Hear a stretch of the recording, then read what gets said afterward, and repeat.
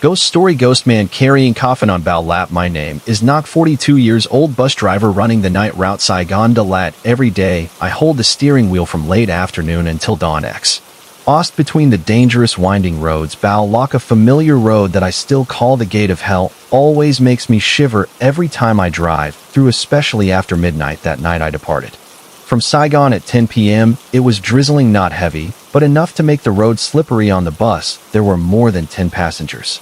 Some people sleep, some people listen to music only. I carry the bike.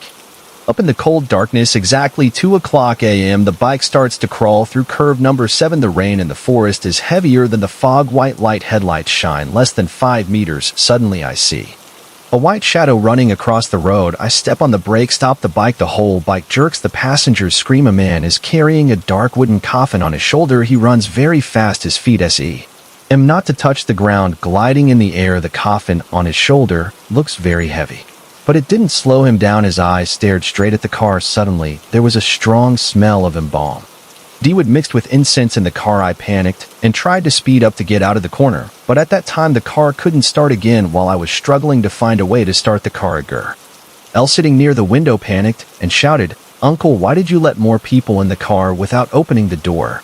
I glanced in the rearview mirror. There was a person wearing a white shirt sitting quietly in the last row with his head bowed, his arms holding something long covered with a red cloth. I counted the seats again, 11 people, but I remember clearly when leaving the station there were on LY10 tickets. I turned around and asked, "Sir, let me see the baby for a bit."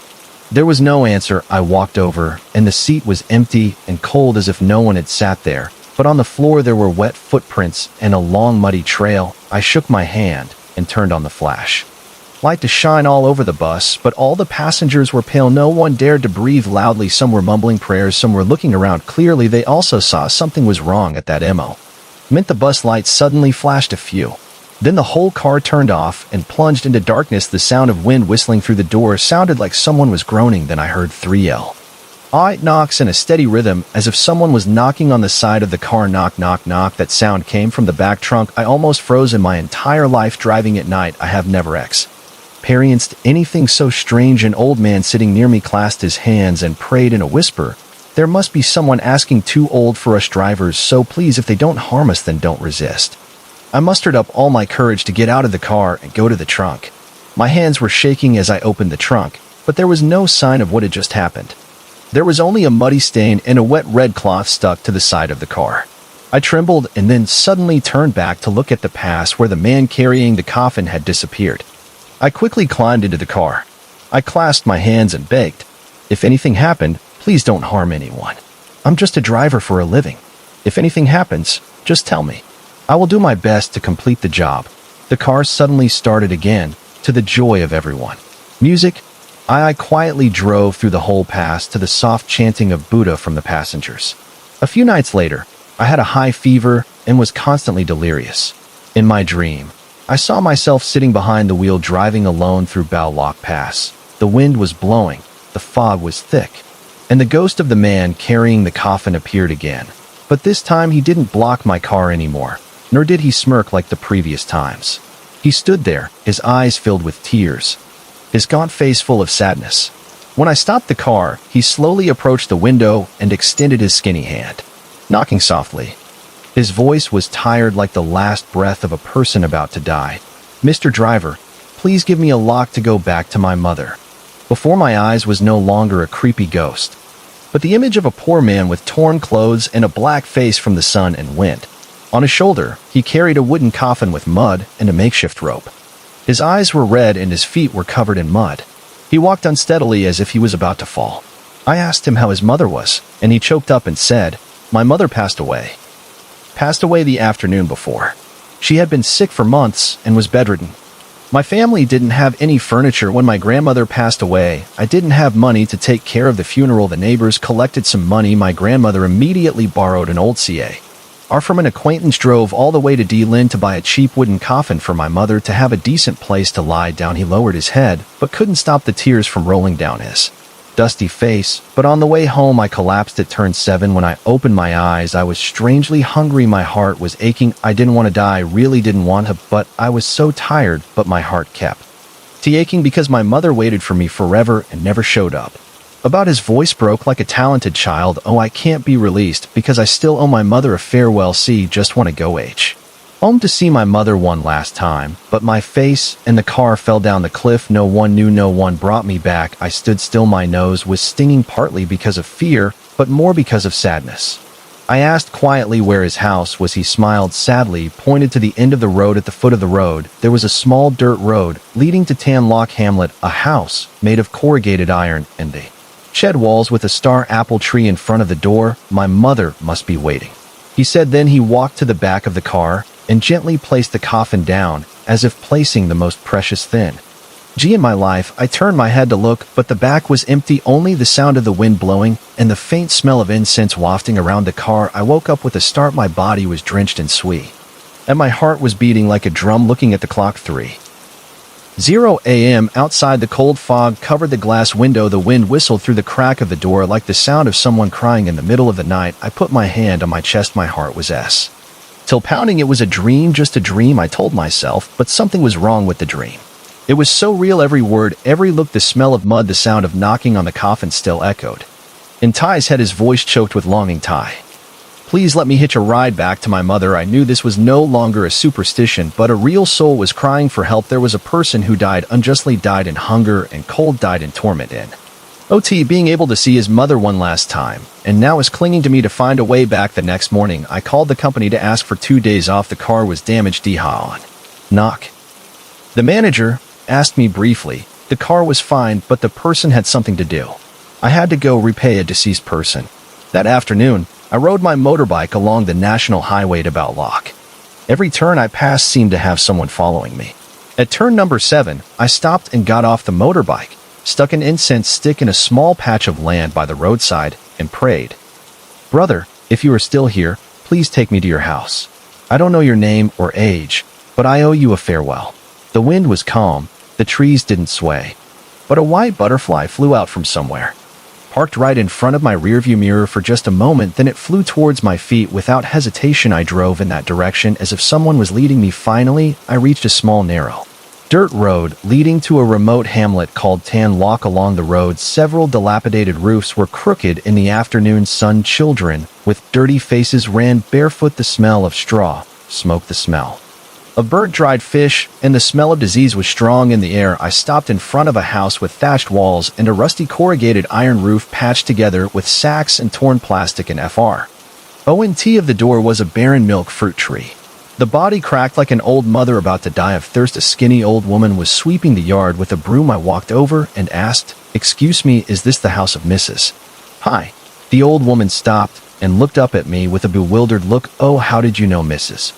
Hi died? Her son also went missing." "Yes, the dead person came back to see me in my dream and said I came here to take him home." Some neighbors also came to tell old stories. Kai worked very hard doing all kinds of jobs to support his sick old mother. That day she died, he ran off to buy a coffin and then went missing. Or did he die and lost his body somewhere?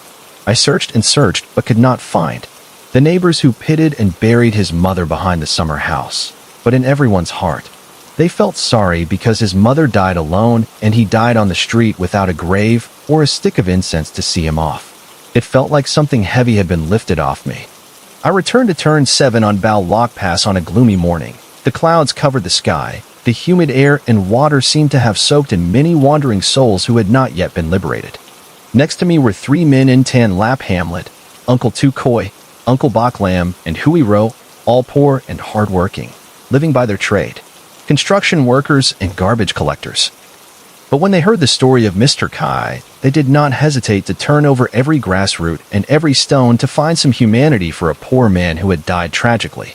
We began to dig and search under the cliff where in my dream I saw Mr. Kai fall. There were no good shovels. Each person only had a broken shovel, a self-forged hook, and a few torn burlap sacks to cover their knees. Each time we dug, our hands trembled. The wet forest ground smelled of mold mixed with the musty smell of dead wild meat. Vaccinids crawled out from somewhere and clung to our feet.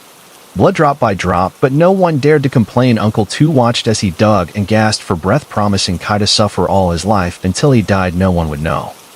"My friend, if your soul is still there, show us where to go." The wind suddenly screeched a sound from the bushes. An owl flew up and cried out loudly. Uncle Bay Lamb's face turned pale. It cried like that so Mion died very close by. We continued searching for an hour, 2 hours, then 3 hours. The sky started to drizzle cold drops like blood dripping on the back of his neck. By the 4th hour, he stopped. And he was trembling. Hey, Uncle Knock, look here. I walked under the wet ground. Something dark brown and muddy was just revealed. I knelt down and gently dug the ground. It was an old and tattered hell.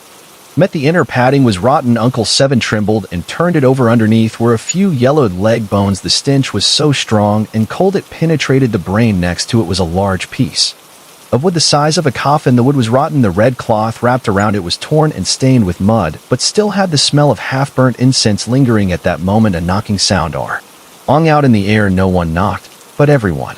The 4 of us all heard Uncle Two's face pale. He said he was back. He knew we were coming to pick him up. Then suddenly the ground beneath my feet flooded. I fell down with both hands empty. I touched something soft and cold. I looked up under the mud. It was part of the skull. The eye sockets were exposed, but the thing was the mouth was still open as if it wanted to say something. The eyes had no pupils but seemed to be looking at me. I gritted my teeth, bowed 3 times, then choked up. Brother Kai, I've come to pick you up.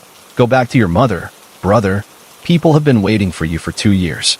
Then at that moment the rain stopped completely. The wind also calmed down. 4 poor men with bare hands waded through the mud, hugging each piece of human bone wrapped in white cloth. We lifted the remains of a human being, a poor life forgotten and brought back to where he belonged. That afternoon it rained again, a light drizzle like someone's tears falling from the gray sky. We carried the remains of Mr. Kai back to Tan Lock Hamlet, where the roof was collapsed and crooked. Mrs. Nam pointed to his mother lying there. At that time, Kai said, let me save money to buy a proper coffin for my mother to bury. Mom gave me a good time, but it left. I walked forward and bowed my head very low. Brother Kai, I did exactly as you told me. Today you came back and lay next to Mom. The wind blew through the bamboo on the foggy field. The funeral trumpet sounded choked like a person sobbing in the sky and earth. The coffin was placed next to his mother's grave. People piled up the soil into 2 parallel mounds facing the same direction. Then they burned a handful of paper money and let it flutter in the fog. The old ladies in the neighborhood trembled and lit incense. Someone prayed that the mother and son now had no relatives left. Like it, then lean on each other in the cold land. Don't wander anymore. Listen to Uncle Two Koi. Then just fill the land and wipe away tears. Kai died because of sister. Hugh, heaven and earth know we can. Oh, no one will forget you. Suddenly from under the grave a white smoke rose up, twisting the half-burning incense, then melted into the bones. Someone softly cried out. Maybe his soul followed his mother T. And I stood there for a long time. The wind kept blowing, bones kept falling, but at that moment my heart felt warm again, as if someone had patted my shoulder from the cold bin number 7 of Bao Lock P. As a poor man carrying a coffin, walking in the rain, finally being able to lie peacefully next to my beloved mother in that remote corner of the field. A few months after the day I brought my brother Kai to rest next to my mother's grave, I continued my job as a night driver on the Saigon-Dalat route as usual. Everything seemed to have drifted into the past, only a haunting memory in my heart. But life is things that you can't forget just by trying to forget. That night, I left the station later than usual. It was drizzling from afternoon to evening. The road through Bao Lock Pass was even more foggy and covered with thick fog like the smoke from car headlights. I saw white as the car was crawling through the 7th curve, which was the first meeting point with the ghost of Mr. Kai. Suddenly a truck lost control and rushed down the slope. I only had time to turn the steering wheel to the right. The car slid and crashed hard into the cliff. The sound of metal breaking rang out loudly. The passengers screamed. Everything went dark. In a daze, I saw myself standing alone in the middle of a mountain pass. Rain was falling. Mist was faint. In front of me was Mr. Kai, still wearing the same old clothes. His shoulders were thin, but his eyes were brighter, lighter, and no longer as sad as the first time I met him. Standing there smiling at me, his voice deep but sincere. Knock, I will not forget your gratitude. Thanks to you, I can come back and lie next to my mother.